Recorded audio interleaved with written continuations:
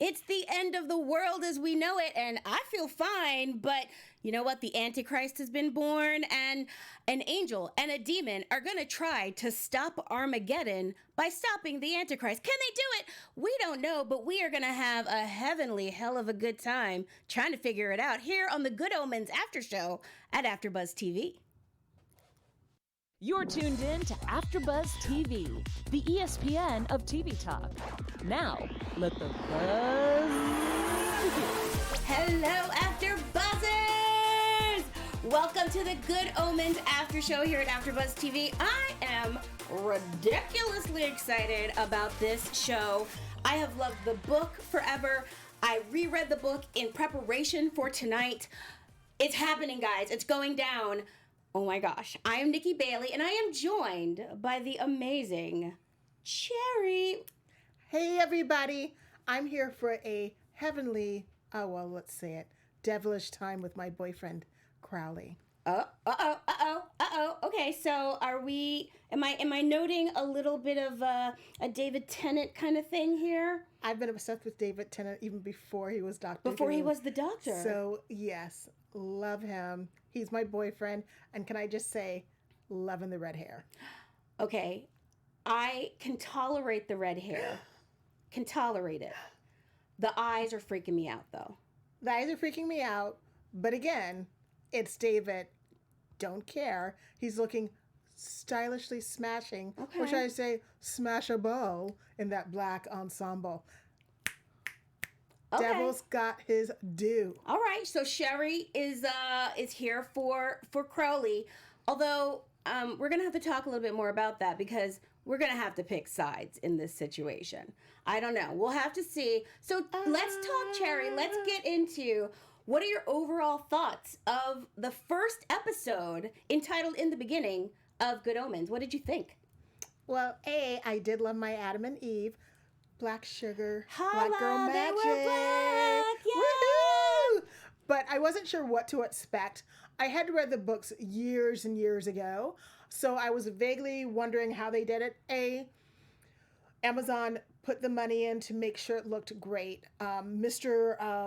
Gaiman, Neil, I'm going to call you Neil, wrote it himself, so it truly is encapsulating his feeling, and he's changed it a little bit. So it hooked me from the very first episode, and I have to say I binged it all weekend.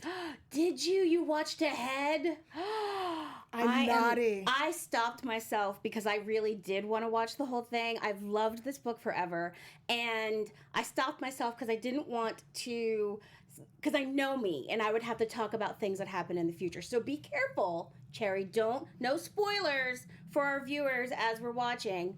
My overall impression was, it started off, it reminded me of the Hitchhiker's Guide to the Galaxy movie, and I loved the animation at the beginning, and the voice of God, the Metatron, played by Frances McDormand, she can do no wrong in my book, frankly. And so the whole thing, starting with giving you this amazing kind of like their version of creation story so that we're all on the same page on the day that creation began, October 21st in the year 404 BC at 9:13 a.m., in case you missed it. So Almost right. Almost. They were close. James Usher was close. So let's start with Adam and Eve. I mean, look, the show starts explaining the fall, right? We all thought we knew what that was, but I don't know. Would you have eaten that? First of all, I'm with you on the fact that Adam and Eve are black, because everybody know the first people Was black. Was African. That's just that we just know that. That's science, okay? And now, tell me, it's science. So tell me, what did you think of Adam and Eve? And would you have eaten that apple? I mean, God just already had done told you not to eat it. It's a sign on it that says don't eat it.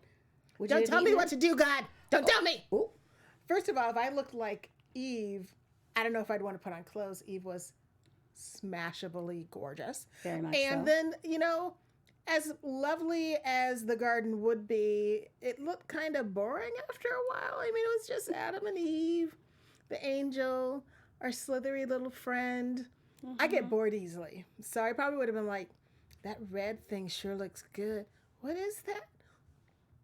I'll just take a little bit. He won't notice. God sees everything. You see Cherry over here creating the fall of humanity. It's okay. I'm not mad at you. I'm just an innocent Eve. I don't know any better. Oh, you're going to play the dumb girl. I like it. I would have also eaten the apple because, a sister get hungry. I be eating a snack from time to time, and apples are delicious. And if a giant snake comes up and invites me to have some apple, of course I'm going to eat some apple. Duh. But of course, this angers God, and Adam and Eve are told by the angel, Aziraphale. I cannot say his name. Aziraphale? Aziraphale? We're going to call him Ozzy. Yes. Okay, Azzy, the angel, played by the amazing Michael Sheen, decides to help Adam and Eve get out of the garden. He gives them his flaming sword, and he's overlooking what's happening, and he's joined on the precipice by Crowley, who is the devil or a demon of hell, played by the amazing David Tennant, and they are obviously good friends. They've been on Earth together for a long time. They're trying to figure out, they eventually are on Earth together. They're at the beginning together, and they stay on Earth together, and over the centuries have become very good friends. Yes. So if we fast forward to Crowley getting an assignment from two demons, Hastur and Ligur, and a basket, and the basket holds a baby, not just any baby. The Antichrist. Lucifer's little baby boy. The Antichrist, described as the adversary, destroyer of kings, angel of the bottomless pit, great beast that is called dragon, prince of this world, father of lies, spawn of Satan, and the lord of darkness, ultimately ends up with the name Adam. Who'd have thought that? Who would have thunk? But so and he had cute little toes. He had cute little toes, but they weren't hooves. I know. Sister Mary Loquacious was very disappointed that there were no hooves. They were hoping. They were Can't hoping. have everything, You can't sister. have everything. But there's a plan. There's a plan to switch the Antichrist for the child of the American ambassador to England. Mm-hmm. And Sister Loquacious, who apparently is a little bit of a problem at the satanic nunnery, the Order of the Chattering Sisters of St. Burrell. She, I love this book, and I love how the lore of the book invites you to be in this world, and so the show is doing a great job with that too, inviting us into this universe in this way. So there's a baby switch that's supposed to happen, but of course the babies get confused. What did you think? What did you think of the confusion? Were you confused, or were you able to follow? So first of all, we have to blame Crowley on that. He gave her the wrong information.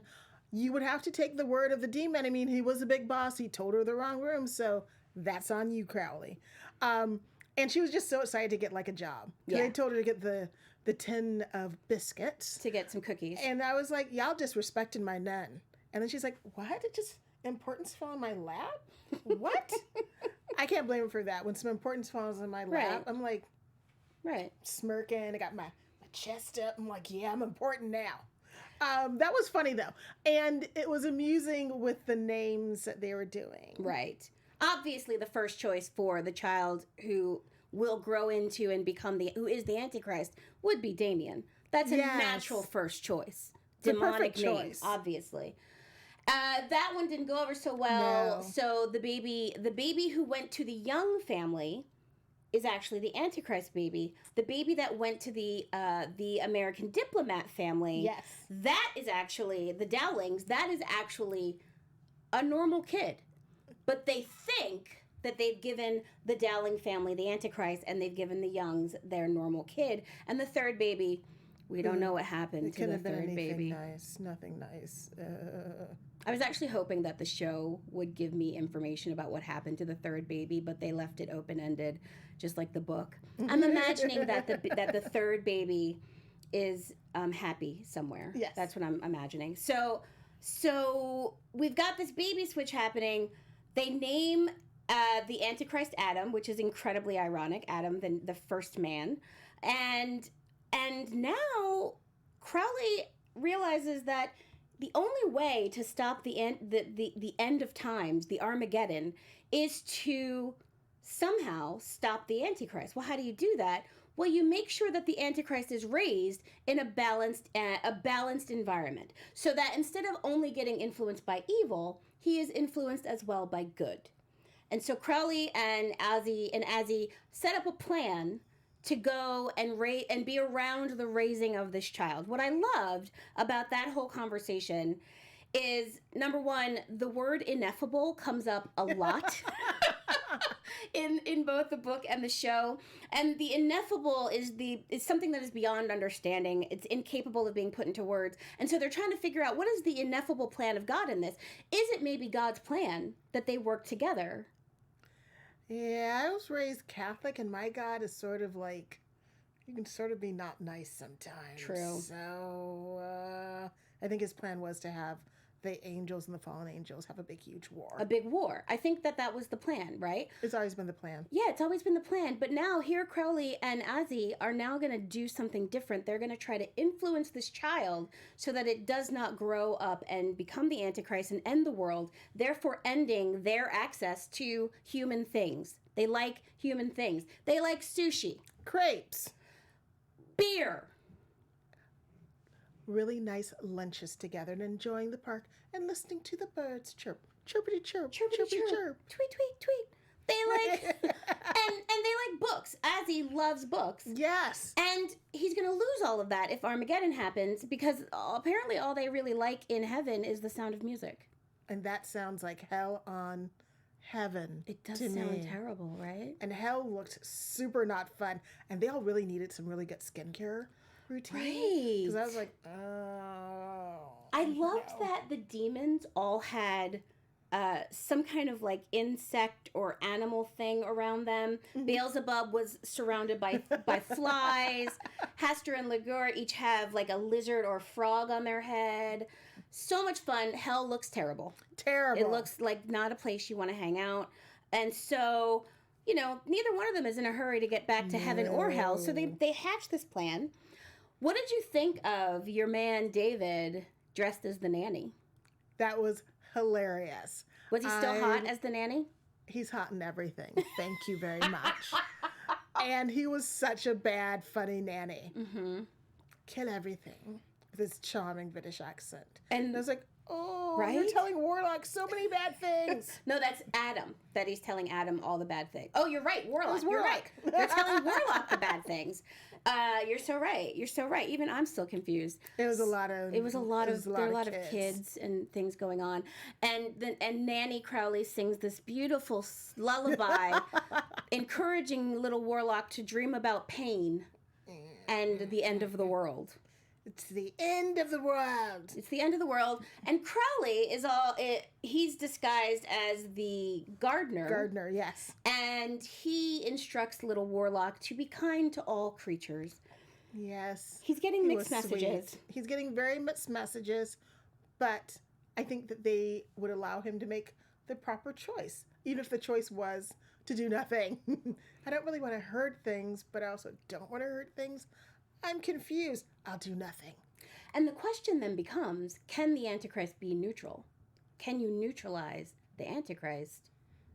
Well, if you really think about it, fallen angels were angels. Were once angels, right. And the angels are kind of like douches. I'm sorry. Gabriel is a major douche. Gabriel, played by John Hamm. And I don't find him attractive, so there's no redeeming qualities. Oh my gosh, what? You don't find John Hamm attractive? He's too masculine looking. John Hamm can get it. John Hamm can get it every day, all day. And John Hamm as the angel Gabriel can get it 40 more times. I'm just saying, that just, You need some Holy Marys there now. Oh, hey. Holy Mary, oh, Lord help us. We trying not to go to hell over this show, y'all. So fast forward, they're raising this boy. Fast forward another 5-6 years. The boy is now about to turn 11. 11. The demon years. The demon years. This is the year the year that the boy turns 11, is the year that the Antichrist rises and Armageddon begins. And Crowley and Azzy have been spending all their time raising this child to neutralize him. And they're thinking that this is the moment. This is the test moment because the Hellhound is coming. The Hellhound is coming. But you know what else is coming? Our thanks for listening to us here at AfterBuzz TV. Oh, so true. I love being here, and I love when you guys tune in and join us. And we want you to subscribe to us on YouTube and rate us on iTunes for our podcast. And also just because we love talking about the shows. I mean, we're talking about Good Omen right now. We love to talk about Supergirl, about all the reality shows. There's everything you want to watch here with us on AfterBuzz TV. And we want you to join us and to learn about new shows, so make sure you subscribe. And I love being part of AfterBuzz. I've been here for about 2 years now, and I've made so many new friends. I've learned so much. It's just Maria and Keven are heaven sent. So I think they would definitely be up in heaven. Mm-hmm. They are total couple goals. And AfterBuzz TV is TV goals. So make sure you subscribe. Make sure you give us a thumbs up, a 5-star, and leave us a comment. We love to interact with you and talk to you. Thank you so much for watching. And if you're watching now, you may notice that you tried to watch before, but we were having some tech problems, which is why we're not actually streaming the show at the moment. But we are going to go back and look back through all the comments and all the chat and stuff so that we'll all be on the same page for the next episode. Yes. So, getting back to the Hellhound is coming. I love hounds. Woof, woof. Are you a dog person? I'm such a dog person. I am not. I'm not an animal person. That sounds terrible when I say it, but I'm a people person, and I like my people to only have 2 legs. That's just how I like my people. Some dogs have 2 legs. That's true. And the Hellhound, I loved the Hellhound. I loved him down in hell. They fed him that little demon to make sure he was hungry and angry enough. And it was using your imagination. Right. I really thought the Hellhound was going to come out with like the glowing red eyes, with big sharp teeth, all the better to eat the children with, and sow dissension across the universe. And I was just waiting for that door to open. Yeah. And then it opened and we didn't see the Hellhound. I was like, what does the Hellhound look like? What's going on? Right. And he just streamed through and I was like, yeah, can't wait for him to meet our little Adam. Our little Adam. When you actually did see the Hellhound, though, were you still surprised at what he looked like before his transition? I was a little surprised, but then when you heard Adam describing what he wanted as far as a dog, it made perfect sense. And I have to say the Youngs seem like good, decent parents. Right. I mean, I would have liked to have them as parents. I mean, reasonable expectations, not beating the holy crap out of you. Yeah. They sounded awesome. They sound fun. You know, simple birthday cake for the 11th birthday. No big extravagant parties or anything. But this kid, cute little Adam, out with his friends, he just wants a dog. He just wants a little puppy, a little fun pet to play with, you know, hang out with, sleep with, run the streets, whatever. And this giant hellhound shows up looking like Marmaduke on acid, teeth just dripping. And Crowley had already told us that the Antichrist, when the hellhound shows up, the Antichrist has to name it. And the name of the Antichrist dog gives the dog its purpose, right? So he was like, it should be something like, you know, like murder or like Death Fang or, you know, something terrible, you know, like blood and gut, Killer dog. Killer dog, you know, something that tells the dog who the dog is meant to be in this world. And Adam, when he finally gets the moment to talk about what he wants in a dog, he says, and you know, I think I'll name the dog Dog. It's simple. It's to the point. Which Dog. which then determines the purpose of the Hellhound. And now the Hellhound, which came to do the Antichrist's bidding and destroying the world, the Hellhound is now simply a dog. A companion, a best A companion, friend. a homie. Every child needs. I mean, when you see Adam with his little friends, you can see little glimpses of if he had not very moral parents, Right. what he could have been like. But him and that little girl and him both were both little domineering little monsters.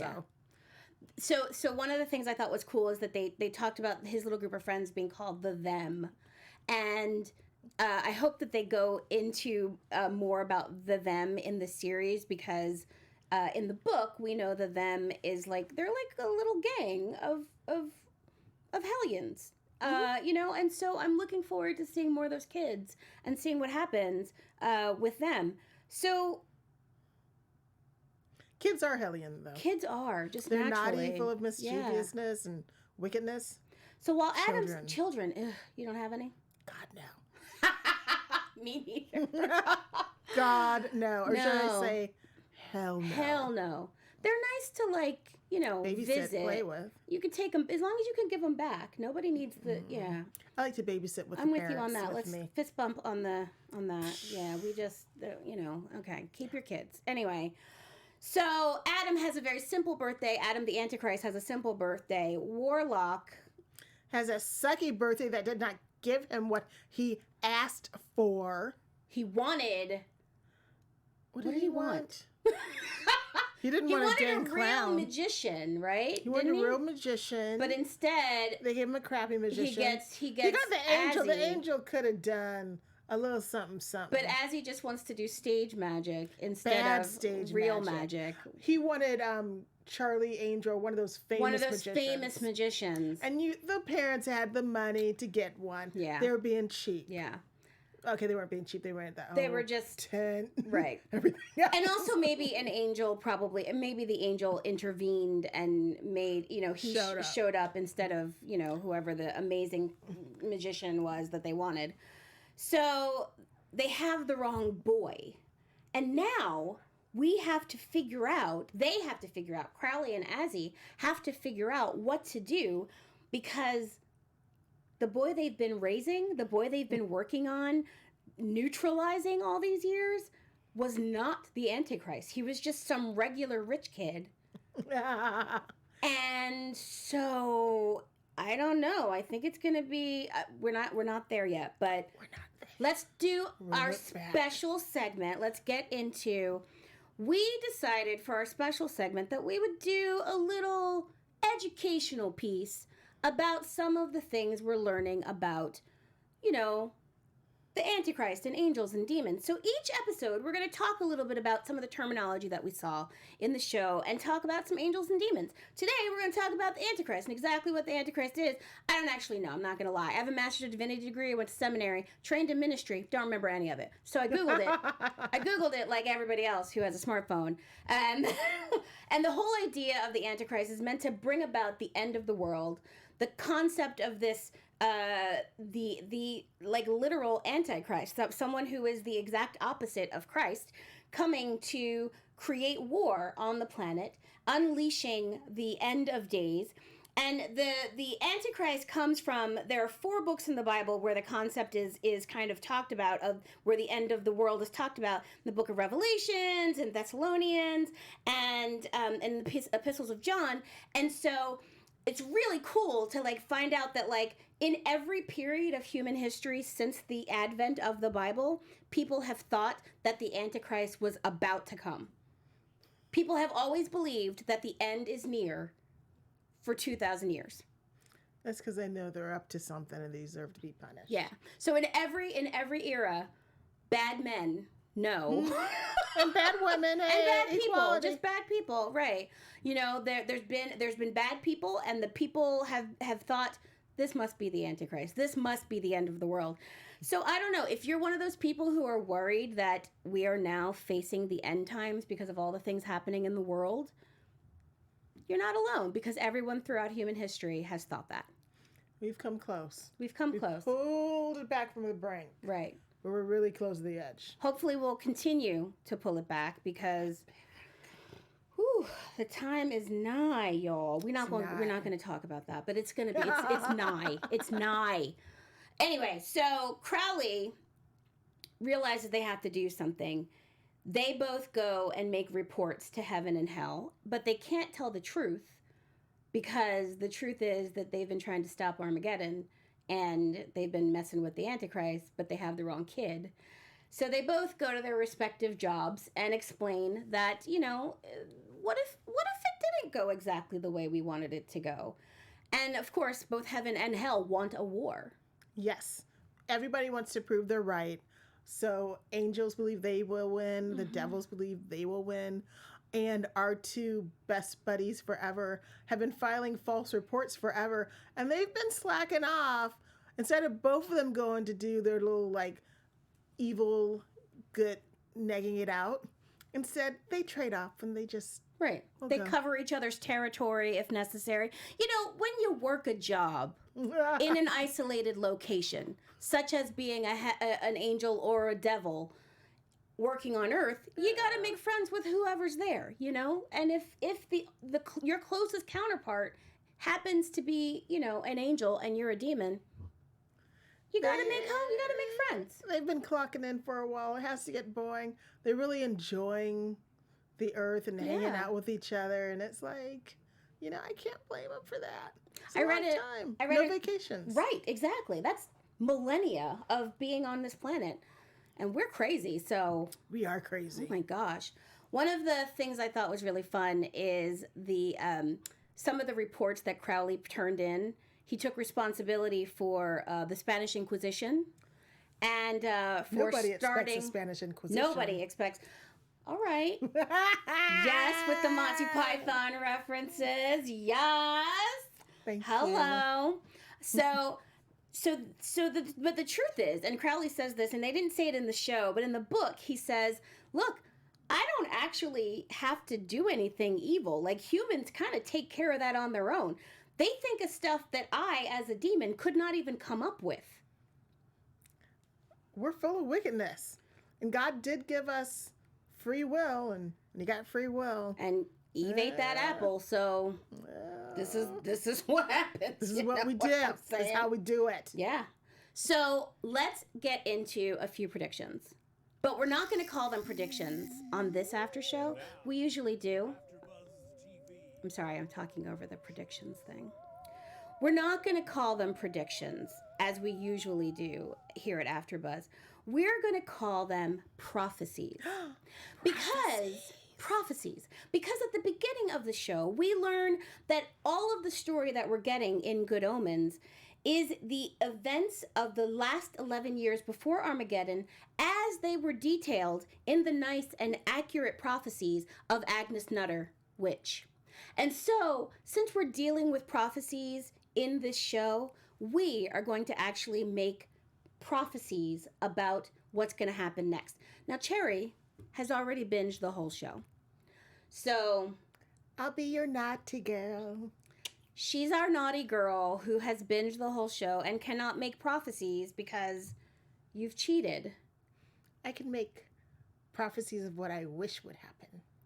And also, I read the books, so I don't know if I could make great prophecies Cheater. that are not. I know we already know, guys. You know everything. Sorry. So let's talk a little bit about what we want to have happen in our prophetic imaginings of the next episode of Good Omens. What are you seeing happen?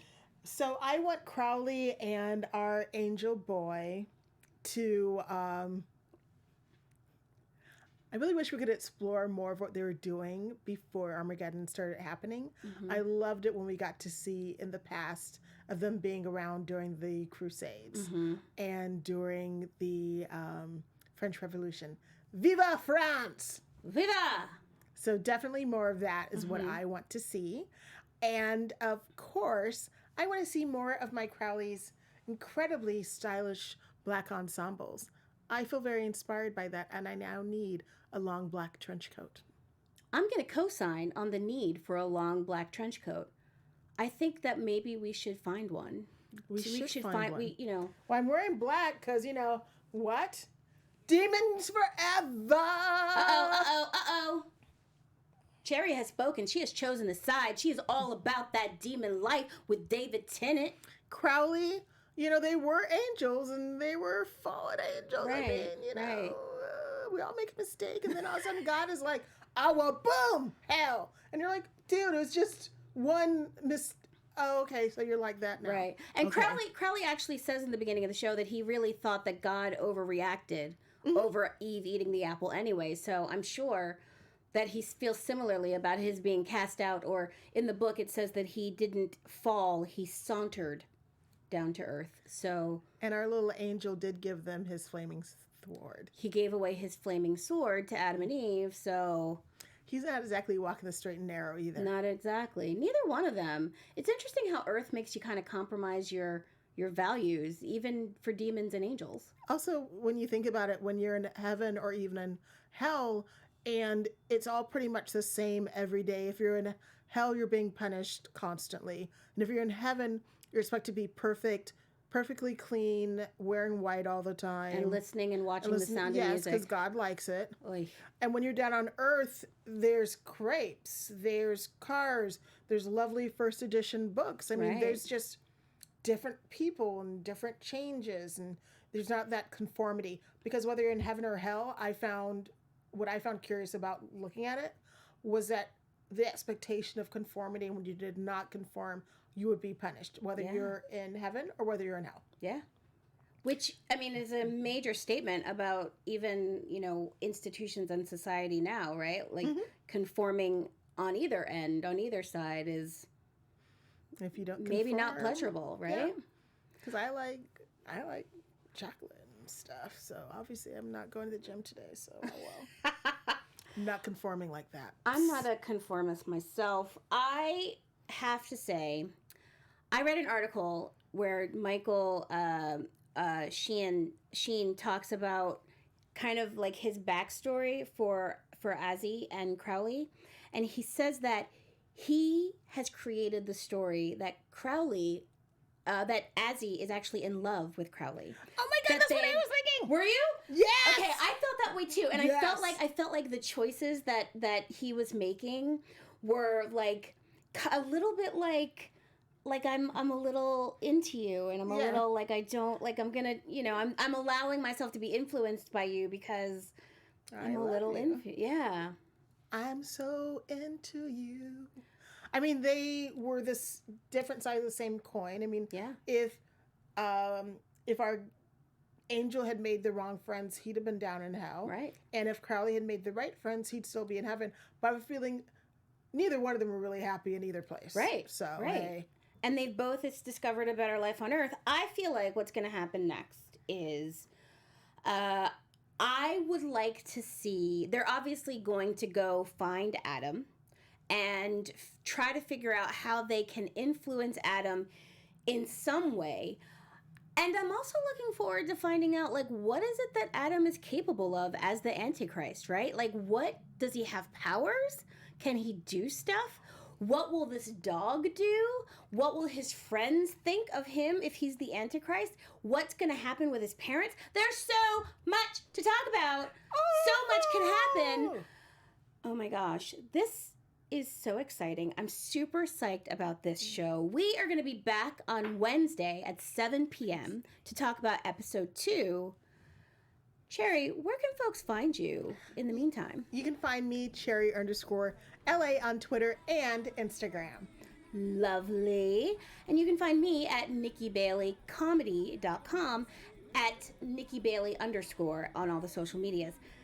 Guys, we cannot wait to talk about episode 2. We will see you on Wednesday evening at 7 o'clock right here at AfterBuzz TV. Thanks for joining us. Bye. Bye. Our founder, Keven Undergaro, and me, Maria Menounos, would like to thank you for tuning in to AfterBuzz TV. Remember, we're not just the first, we're the biggest in the world, and we're the only destination for all your favorite TV shows. Whatever you crave, we've got it. So go to AfterBuzzTV.com and check out our lineup. Buzz you later. The views expressed herein are those of the hosts only and do not necessarily reflect the views of AfterBuzz TV or its owners or principals.